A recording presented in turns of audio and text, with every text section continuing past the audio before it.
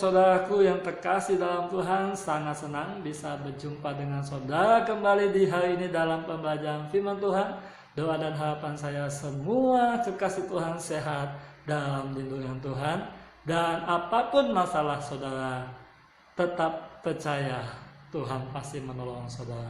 Pencobaan yang engkau alami adalah pencobaan yang biasa, yang sudah pernah engkau alami. Kalau dulu dia sudah pernah menolong saudara dalam keterjepitan, dalam kepepet saudara, hal yang sama.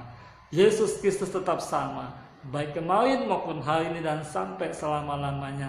Dia sanggup menolong saudara di masa lampau, hari yang sama dia sanggup menolong saudara. Dan esok ke depan pun dia akan mampu menolong saudara, karena kuasanya tidak dibatasi sampai kapanpun juga. Haleluya. Kekasih Tuhan, kita mau belajar mengenal firman. Kita berdoa bersama-sama. Bapa di surga, terima kasih buat waktu yang terbaik. Hari ini kami boleh mengenal dan belajar kembali firman-Mu.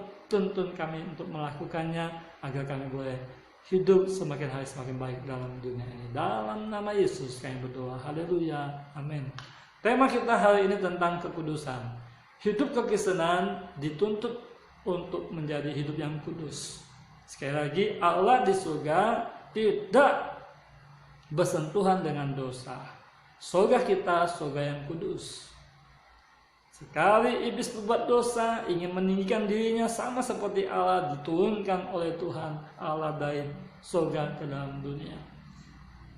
Haleluya. Saudara dan saya diminta Tuhan untuk hidup semakin hari semakin sempurna, semakin hari semakin kudus, bukan semakin hari semakin kudis. Amin. Kita baca bersama-sama ayat nas yang kita mau pelajari hari ini dalam 1 Petrus pasal 1 ayat 14 sampai 17. Hiduplah sebagai anak-anak yang taat dan jangan turuti hawa nafsu yang menguasai kamu pada waktu kebodohanmu. Tetapi hendaklah kamu menjadi kudus di dalam seluruh hidupmu, sama seperti Dia yang kudus, yang telah memanggil kamu. Sebab ada tertulis, kuduslah kamu, sebab aku kudus. Dan jika kamu menyebutnya Bapa, yaitu Dia yang tanpa memandang muka menghakimi semua orang menurut perbuatannya, maka hendaklah kamu hidup dalam ketakutan selama kamu menumpang di dunia ini. Kekasih Tuhan, dikatakan hiduplah sebagai anak-anak yang taat dan jangan turuti hawa nafsumu yang menguasai kamu pada waktu kebodohanmu. Taati semua firman.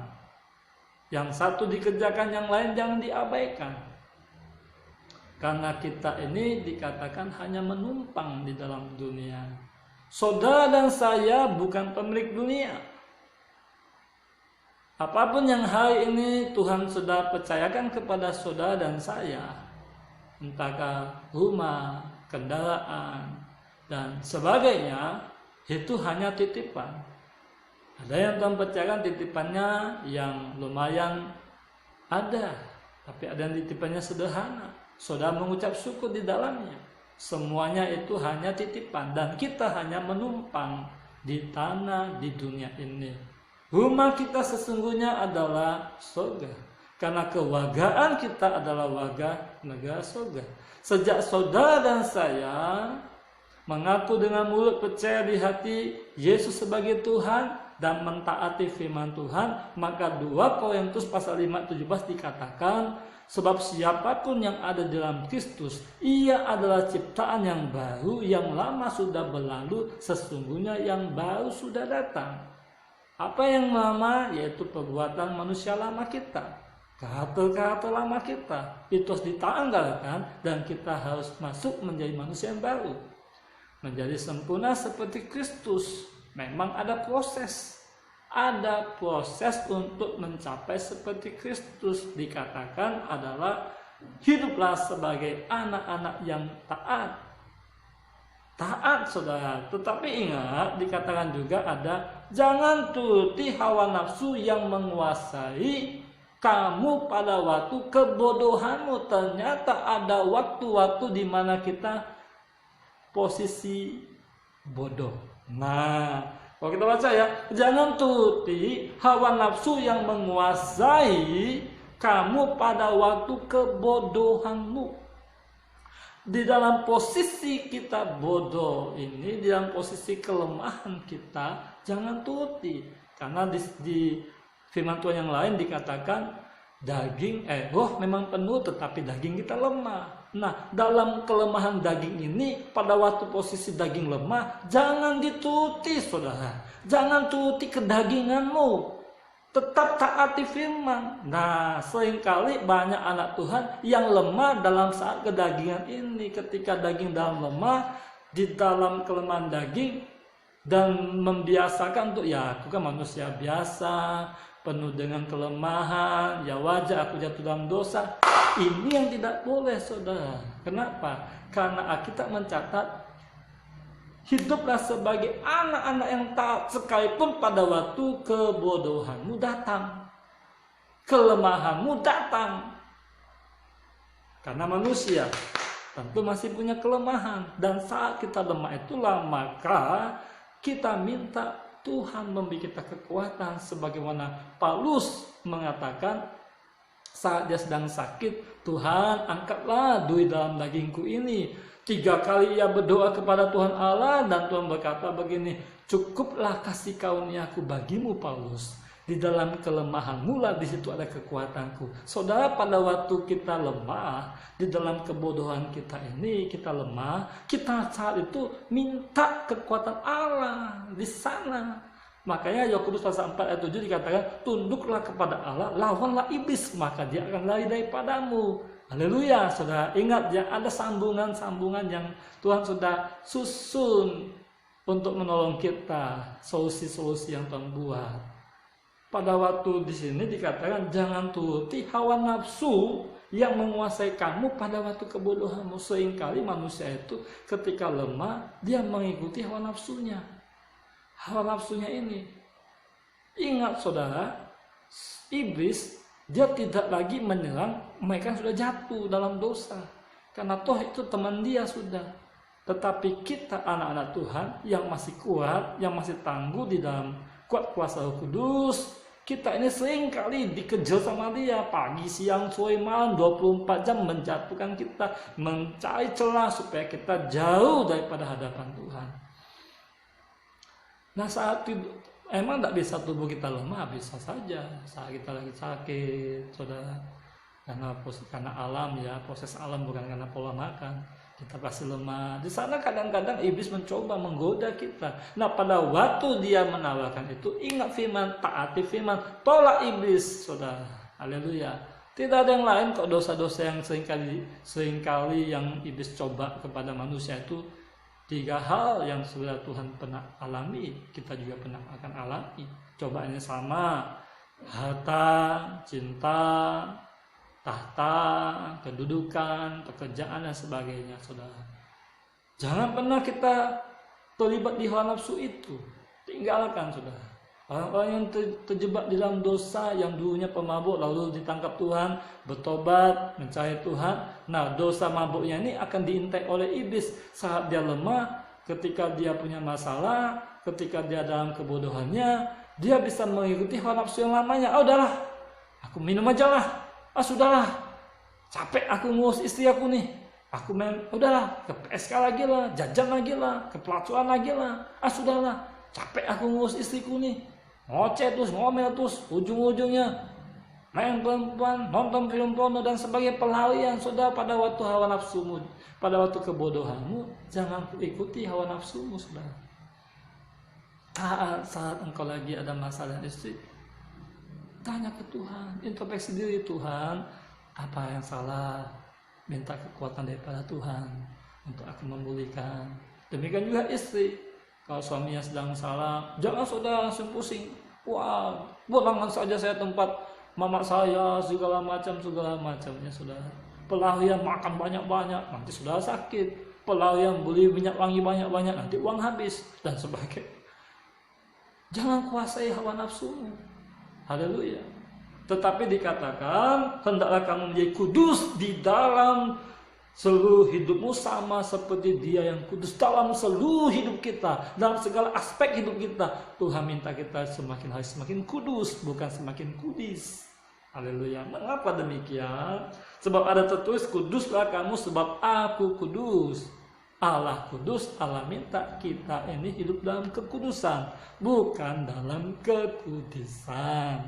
Mengerti saudara?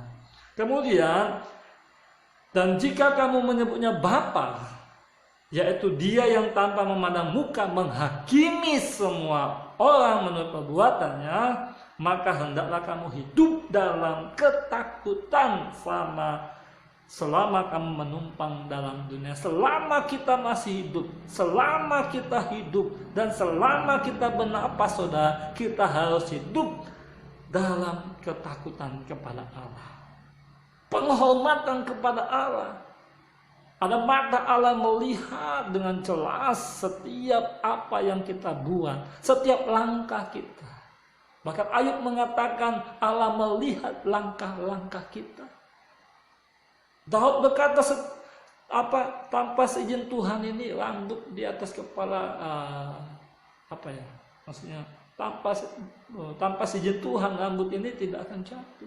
Kekasih Tuhan, Allah melihat segala macam perbuatan kita. Makanya kita harus hidup dalam ketakutan kepada Allah. Kalau satu hari ini engkau dan saya bisa bernapas, bisa hidup, itu sama kemurahan Tuhan. Dan Tuhan memberikan kita kesempatan dua. Yang pertama, bertobat, memperbaiki diri dari kesalahan-kesalahan di masa lampau, di hari kemarin dan seterusnya. Yang kedua, berbuat baik bagi sesama kita selama masih ada kesempatan, saudara, untuk kita mengumpulkan harta di surga. Haleluya.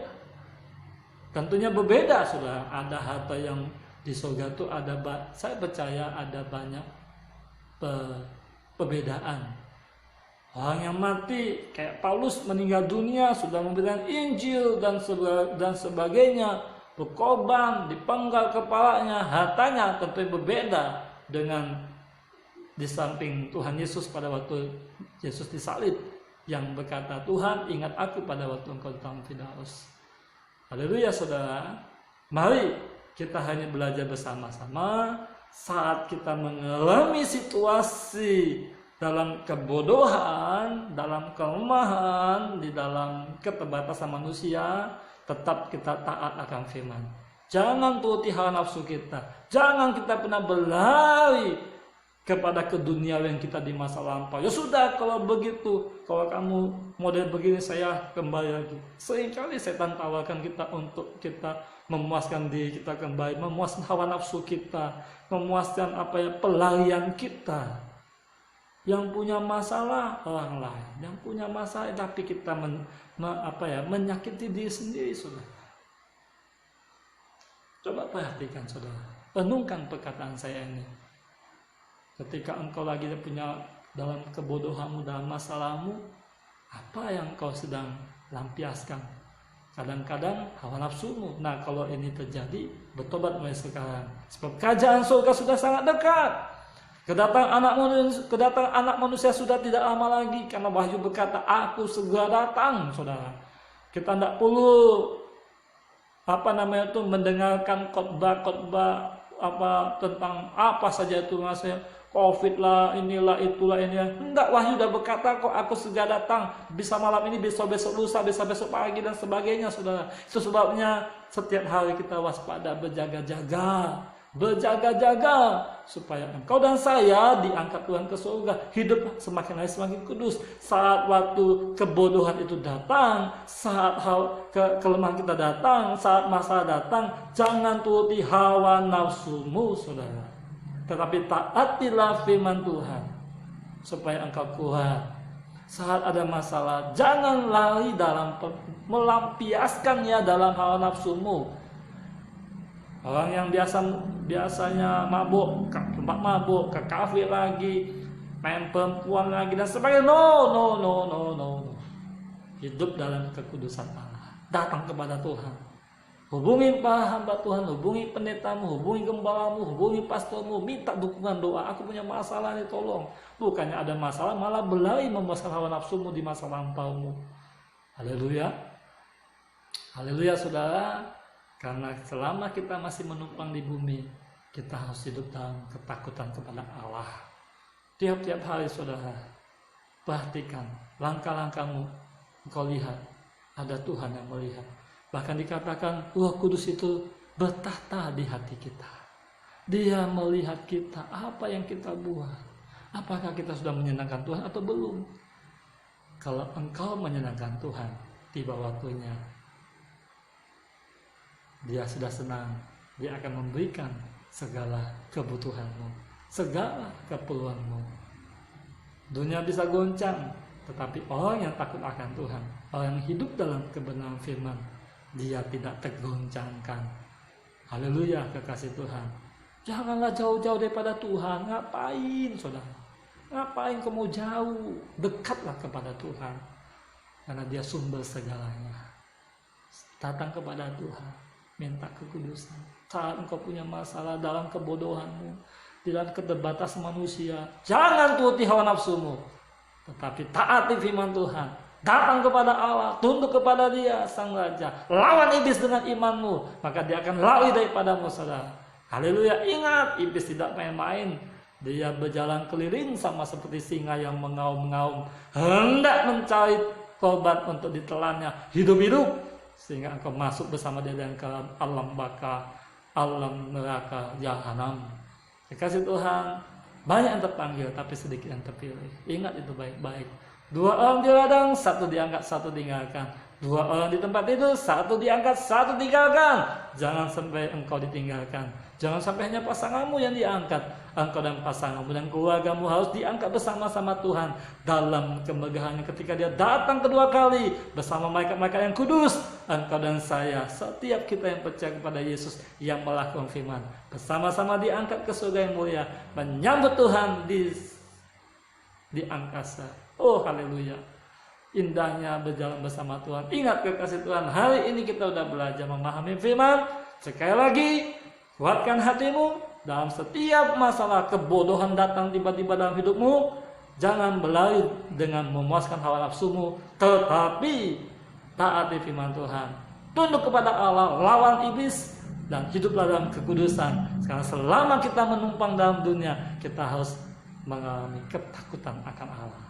Tuhan Yesus memberkati. Haleluya. Kita berdoa. Bapa di surga, terima kasih kebenaran firman hari ini. Tuntun kami Roh Kudus untuk kami boleh melakukannya dalam hidup kami sehari-hari. Kami sadari Tuhan ada waktu di mana kami mengalami kebodohan, kelemahan tubuh membuat kami Tuhan seringkali punya masalah. Tolong kami Tuhan untuk tidak berlari memuaskan hawa nafsu kami di masa lampau kami, tetapi kami berlari kepada firman, mentaati firman dan melakukan firman. Di dalam nama Yesus aku berdoa, berserahkan saudaraku yang telah mendengarkan firman hari ini.